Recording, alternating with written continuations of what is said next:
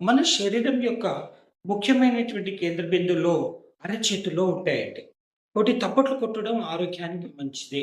మీరు ఎంత గట్టిగా తప్పట్లు కొడితే చేతిలో ఉన్నటువంటి రక్తం అంతా కూడా రివర్స్ ఫ్లో అయ్యి శరీరంలో రక్త ప్రసరణ పెరుగుతుంది.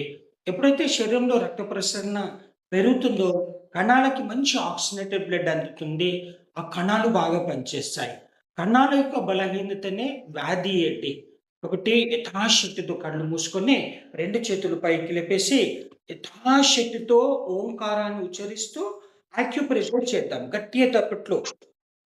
క్రికెట్ ఆడేటప్పుడు బౌలర్ ఏస్తాడు. బ్యాట్స్‌మన్ ఎంత గట్టిగా కొడితే అంత వేగంగా పరిగెడుతుంది బాల్.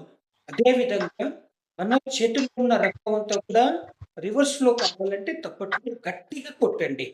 ఓం, ఓం, ఓం, ఓం, ఓం, ఓం. విశ్రాంతి.